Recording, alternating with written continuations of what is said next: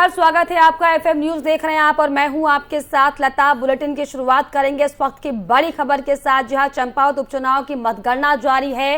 रुझान में CM Dhami bumper वोटों से आगे है। जी हां, आपको बताएं कि 8वें चरण में धामी 35,000 वोट से आगे निकल चुके हैं। तो आपको बता दें, जिस तरीके से चंपावत उपचुनाव पर सभी की निगाहें टिकी हुई थी, इस पर सुबह से मतगणना जो है वो जारी। और अब तक सामने आए 8 चरणों के रुझान में सीएम पुष्कर धामी बम्पर वोटों से जीत रहे हैं, जिससे उनकी जीत लगभग तय मानी जा रही है। सीएम धामी के अलावा कांग्रेस की निर्मला घैतोड़ी, सपा समर्थित मनोज कुमार भट्ट और निर्दलीय हिमांशु गड़कोटी मैदान में हैं। और 8वें चरण में आपको बताएं कि बीजेपी प्रत्याशी पुष्कर सिंह धामी को करीब 35,000 से ज्यादा वोट मिल रहे हैं। वहीं कांग्रेस प्रत्याशी निर्मला घैतोड़ी की अगर बात की जाए तो आपको बताएं कि सिर्फ 1573 के आसपास उन्हें वोट मिले हैं। सपा प्रत्याशी मनोज कुमार को आपको बताएं कि 268 वोट मिले हैं। तो साफ तौर पर जिस तरीके से सभी की निगाहें एक बार फिर से सीएम की साख लगी हुई सीट पर टिकी हुई थी कि आखिर चंपावत उपचुनाव में कौन विजय हासिल कर पाता है, लेकिन साफ तस्वीर अब हो चुकी है क्योंकि 8वें राउंड की जो काउंटिंग है वो पूरी हो चुकी है। और ऐसे में रुझानों में सीएम धामी बम्पर वोटों से जीत रहे हैं। जी हां, निर्मला घैतोड़ी जो पूरी ताकत से जुटी हुई थी, दम भर रही थी सीट को जीतने का, जनता ने जनाधार उन्हें नहीं दिया है, लेकिन सीएम धामी जो कि प्रदेश के मुखिया हैं, ये चंपावत की जनता ने दिखा दिया कि उन्होंने इस बार जो वोटिंग की है वो विधायक के लिए नहीं बल्कि मुख्यमंत्री चुनाव के लिए वोटिंग की गई है। और यही दरअसल बड़ी वजह है कि अभी 8वें राउंड की काउंटिंग लगभग पूरी होने के बाद सीएम धामी जीत की ओर आगे बढ़ रहे हैं और निर्मला घैतोड़ी साफ तौर पर इस सीट से हारती हुई दिखाई पड़ रही हैं।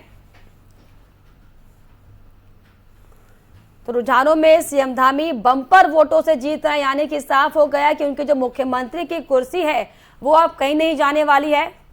क्योंकि अगर सीएम धामी ये चुनाव हार जाते तो जाहिर तौर पर उन्हें अपनी कुर्सी को त्यागना होता। लेकिन फिलहाल जो अपडेट सामने आई है वो ये कि 8वें राउंड के बाद बम्पर वोटों से सीएम धामी जीत रहे हैं।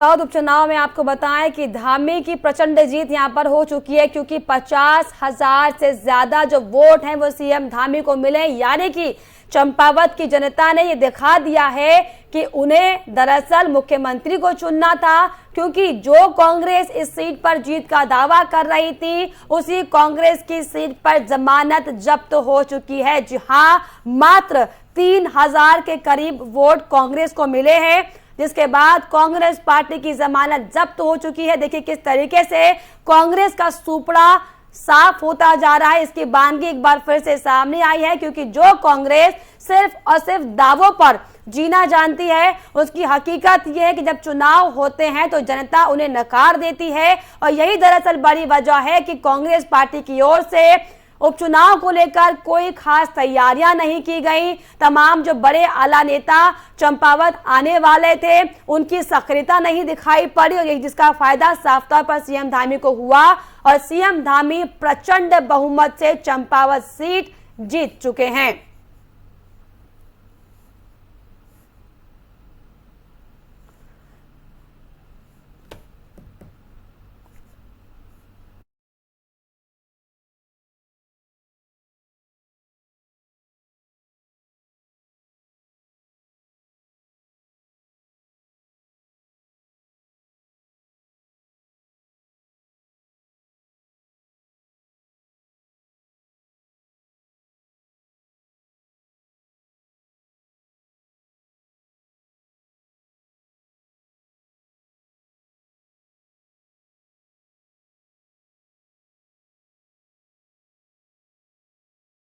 चंपावत उपचुनाव की जो मतगणना है वो लगभग पूरी हो चुकी है, जिसमें जो नतीजे हैं, वो जो परिणाम है वो सबके सामने है, क्योंकि सीएम धामी 50,000 से ज्यादा वोटों से जीत चुके हैं और कांग्रेस पार्टी की यहां पर जमानत जब्त हो चुकी है। तो बड़ी खबर आपको बता रहे हैं, जहां जिस चंपावत सीट पर पूरे प्रदेश की निगाहें टिकी हुई थी कि आखिर मुख्यमंत्री की कुर्सी का क्या होगा, लेकिन देखिए तस्वीर 10 अभी आपको बताएं कि 10 बजे तक ही तस्वीर पूरी साफ हो चुकी है कि सीएम धामी चंपावत सीट से जीत चुके हैं, जो कि कांग्रेस पार्टी के लिए एक बड़ा झटका है। कांग्रेस पार्टी के लिए एक बड़ा ये आईना उन्हें कह सकते हैं, अगर वो समझे, क्योंकि जिस तरीके से लगातार कांग्रेस पार्टी अपनी निष्क्रियता को दिखा रही है, ये उसी का परिणाम है कि जो जनता है वो भी साफ तौर पर कांग्रेस पार्टी से भरोसा अपना उठाती जा रही है। इसका नतीजा ये साफ तौर पर सामने आया कि आज जिस सीट पर सबकी निगाहें टिकी हुई थी सुबह से, हालांकि 8 बजे से मतगणना शुरू हो चुकी थी और अब कई राउंड की मतगणना के बाद यह स्थिति क्लियर हो चुकी है कि सीएम धामी 50,000 से ज्यादा वोटों से जीत चुके हैं और कांग्रेस पार्टी जो दम भर रही थी सीट को जीतने का, सोचिए कि स्थिति ये कांग्रेस की हो गई कि यहां पर कांग्रेस की जमानत जब्त हो चुकी है।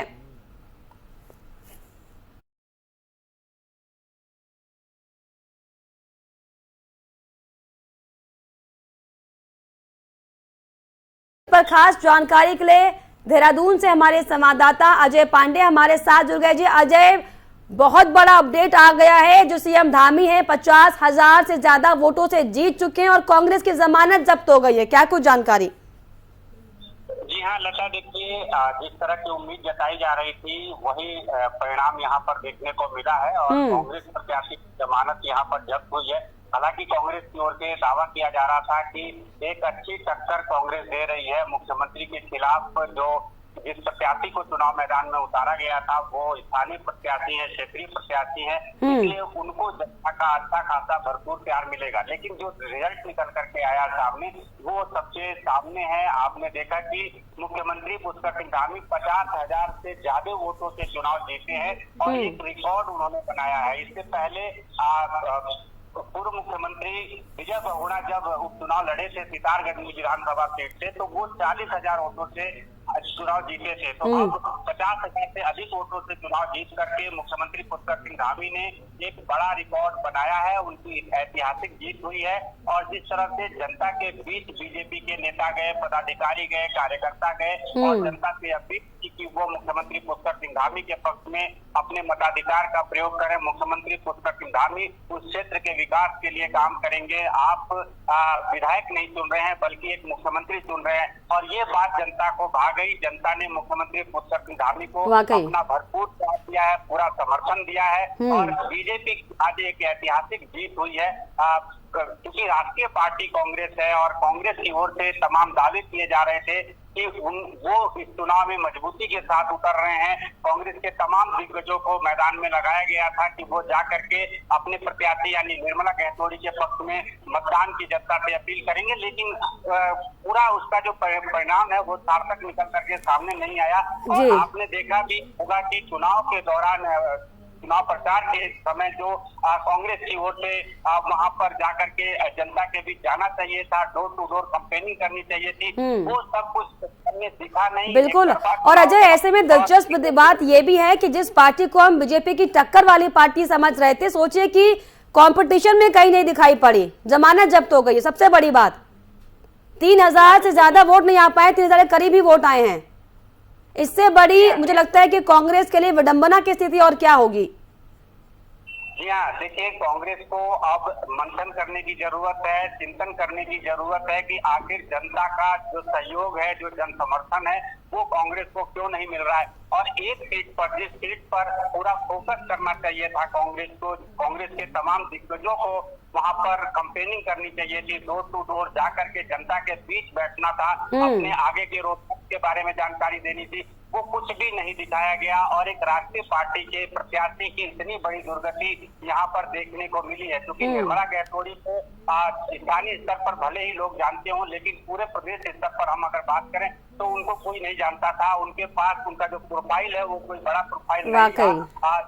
मुख्यमंत्री पुष्कर सिंह धामी के खिलाफ चुनाव मैदान में थी तो ऐसी उम्मीद जताई जा रही थी कि उनका जिस तरह से नाम उभर करके सामने आया, जिस तरह से वो आज लोगों के बीच जाकर के चुनाव प्रचार कर रही हैं, खुद अपने बारे में लोगों को बता रही है, तो एक अच्छी खासी टक्कर वहां पर देखने को मिलेगी। लेकिन चूंकि एक तरफा रिजल्ट यहाँ पर सामने आया है, जनता ने कांग्रेस को पूरी तरह से नकार दिया है। जिस तरह से जो मुख्य चुनाव हुए थे, विधानसभा के चुनाव हुए थे, उस चुनाव में भी जनता ने कांग्रेस के सारे समीकरणों को ध्वस्त कर दिया, कांग्रेस को नकार दिया, बीजेपी को भारी भरकम बहुमत के साथ दोबारा सत्ता सौंपी और एक रिकॉर्ड भी उत्तराखंड में बना कि एक ही पार्टी की लगातार 2 बार। वाकई जिस तरीके से जो उपचुनाव चंपावत में हुआ अजय जी, वाकई ये एक तरफा जीत थी, क्योंकि जिस तरीके से कांग्रेस पार्टी तमाम दावे कर रही थी लेकिन कहीं पर भी कंपटीशन में दिखाई नहीं पड़ी, जो कि वाकई बहुत ज्यादा आज सोचने का विषय कांग्रेस पार्टी के लिए है कि आखिर कांग्रेस कहां से कहां पर आकर खड़ी हो गई है। बहुत शुक्रिया अजय तमाम जानकारी के लिए, तमाम बातचीत के। तो लगातार जिस सीट पर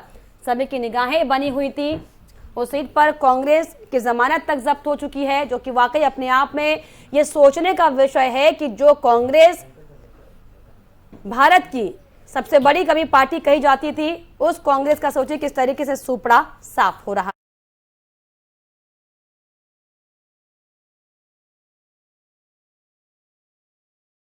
पर हमारे साथ शिक्षा मंत्री उत्तराखंड के धन सिंह रावत जी सर, बहुत बहुत बधाई पहले मैं आपको दूंगी कि सीएम धाम ने प्रचंड जीत हासिल करके इतिहास बनाया। सर उत्तराखंड में क्या कहेंगे? जी, मैं ये कह सकता हूं कि मैं चंपावत की जनता का धन्यवाद देना चाहता हूं कि उन्होंने हमारे लोकप्रिय मुख्यमंत्री को रिकॉर्ड से चुनाव जिताया है। कांग्रेस की वहां जमानत जब्त हुई है और अब हम विकास का जो सपना हमने पूरे उत्तराखंड को दिया है उसको पूरा करने जा रहे हैं। और मैं कह सकता हूं कि चंपावत की जनता ने अच्छा काम किया है कि उनको पता है कि जब भी मुख्यमंत्री का चुनाव लड़ते हैं तो उस क्षेत्र का बहुत विकास होता है जी। और कांग्रेस को अभी पता सर कितना उत्साह पार्टी में है, क्योंकि जिस तरीके से सीएम की कुर्सी का सवाल यहाँ पर बना हुआ था कि अगर धामी जी हार जाते हैं तो उनकी कुर्सी चले जाएगी, लेकिन उनकी कुर्सी बची रही, तो ये पार्टी के और नेताओं के लिए जाहिर तौर पर खुशखबरी के तौर पर देखें या फिर कोई कंपटीशन चल रहा था कि अगर कुर्सी जाती है तो नंबर हमारा आएगा? सबके लिए बहुत खुशखबरी का विषय है कि हमारे मुख्यमंत्री जी रिकॉर्ड वोटों से चुनाव जीते हैं और हमारी सरकार भी, हम सब लोग अब अच्छा काम करने जा रहे हैं। जी। जो हमने वादे जनता से किए थे वो पूरा करेंगे। जी। तो जिस तरीके से सर कांग्रेस आपकी कंपटीशन में थी लेकिन कांग्रेस की जमानत यहाँ पर जब्त हो गई, इस पर क्या कहिएगा? कांग्रेस तो खाली वहाँ सैंबल की चुनाव लड़ रहे थे, कांग्रेस वहाँ चुनाव बिल्कुल नहीं लड़ रही थी। उनको भी पता था कि हमारी स्थिति क्या होने वाली है और आज तक का सबसे खराब प्रदर्शन कांग्रेस का रहा है। जी। तो वाकई अब जिस तरीके से ये प्रचंड जीत पुष्कर सिंह धामी को मिली है, जो कि साफ तौर पर ये दिखाता है कि जो राजनाथ जी कह रहे थे कि पुष्कर फ्लावर नहीं फायर है, तो मतलब फायरनेस दिख रही है पार्टी में। बिल्कुल बिल्कुल 200%। 200%। ठीक है जी। चलिए, इस तरीके से लगातार तमाम कोशिशें बीजेपी की ओर से हालांकि की जा रही थी, इसका असर दिखा है। अब आगे किस तरीके की रणनीतियां सर पार्टी में बनेंगी प्रदेश के लिहाज से, प्रदेश के विकास के लिहाज से? ठीक है जी सर बताइए। ऐसा है कि हमने जो भी वादे चुनाव में लोगों के बीच में किए हैं, जनता के बीच में किए हैं, जो हमारा घोषणा पत्र है उसको हम पूरा करेंगे। और मैं फिर कह रहा हूं कि मैं चंपावत की जनता को धन्यवाद दे रहा हूं कि उन्होंने हमारे मुख्यमंत्री को रिकॉर्ड वोटों से चुनाव जिताया है। बिल्कुल। और अभी हमारी प्रदेश कार्यकारिणी की बैठक होने वाली है पार्टी की 7-8 तारीख को हल्द्वानी में, उसकी तैयारियां चल रही हैं और सभी कार्यकर्ताओं ने रात दिन वहाँ काम किया है। बहुत अच्छा जो है वहाँ की जनता ने हमको सहयोग किया है और हमें कह सकते हैं कि चंपावत विधानसभा पर विकास के नए कीर्तिमान स्थापित करेगी। जी बिल्कुल, वाकई रावत जी इस तरीके से अब पुष्कर सिंह धामी के नेतृत्व में एक बार फिर से पार्टी को गति मिलेगी, क्योंकि अब तक संशय बना हुआ था कि क्या धामी जी की कुर्सी रहती है या जाती है, लेकिन अब ये बात पक्की हो चुकी है क्योंकि प्रचंड जीत धामी को मिल चुकी है। वैसे में आगे की क्या आपकी कार्यशैली रहेगी? आप अगर पूरे सरकार की बात की जाए, जिस तरीके से आप बता रहे हैं कि हल्द्वानी में कार्यकारिणी की बैठक भी होने वाली है, अब इस बड़ी जीत के बाद प्रदेश की जनता के लिए किस तरीके से अब नए रास्ते, नए आयाम उत्तराखंड को मिलेंगे? देखिए, जब हम चुनाव में गए थे तो हमने एक दृष्टि पत्र लोगों के बीच में रखा था और उस दृष्टि पत्र को पूरा करने का काम अब हमारी सरकार करने जा रही है।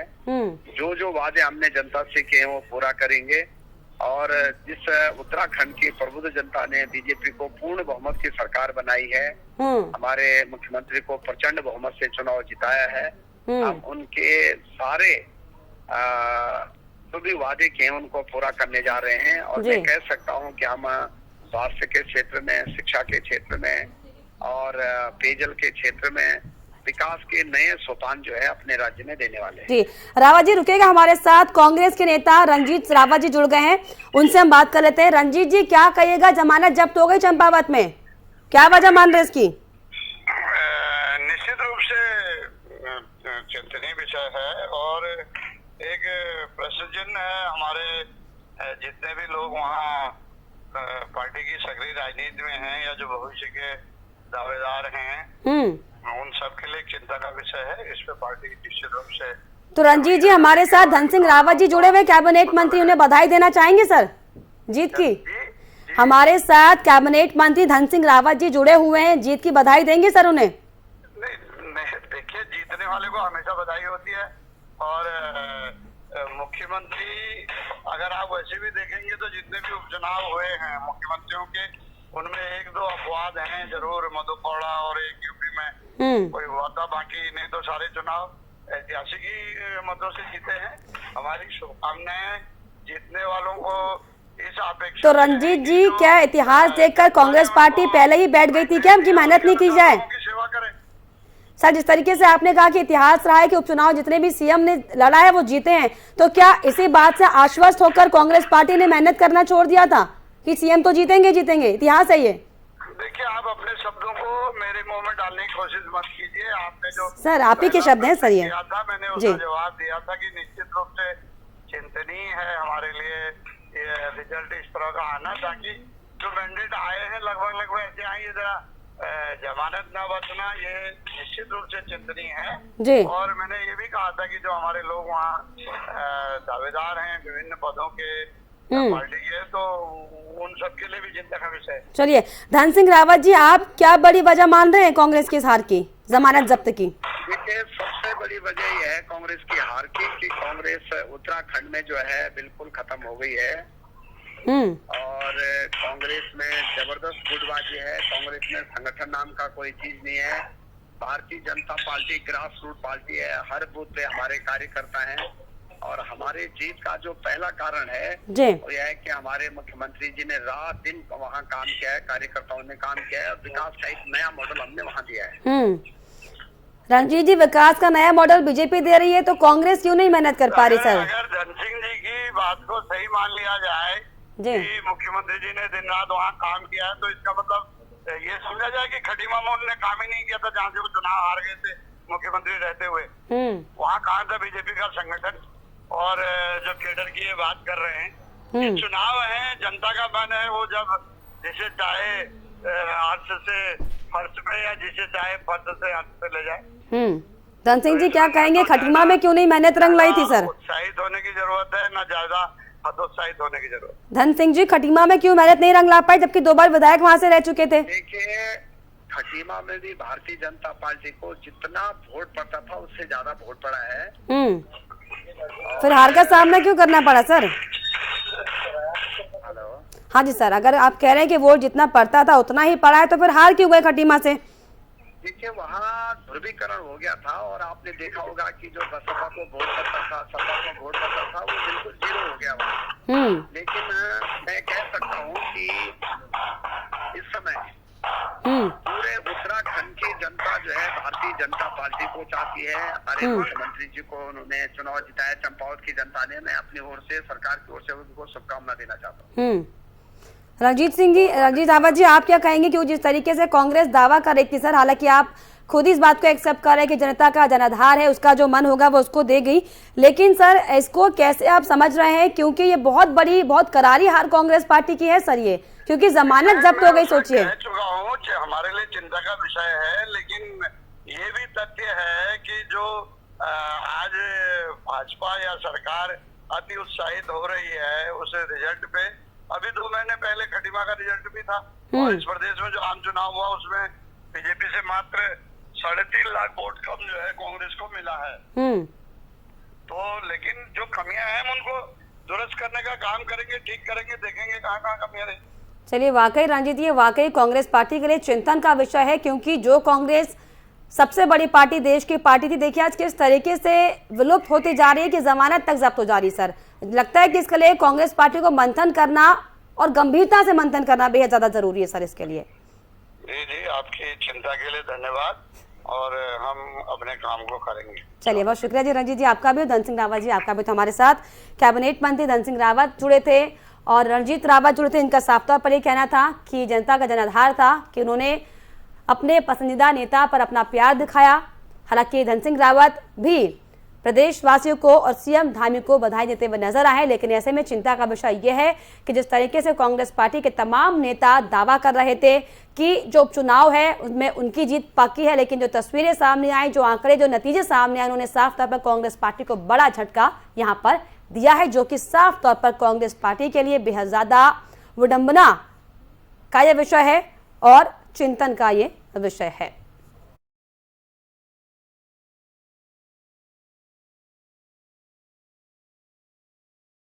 और इसी के साथ इस बुलेटिन में फिलहाल इतना ही। देश और दुनिया की तमाम खबरों के लिए आप देखते रहिए FM न्यूज। नमस्कार।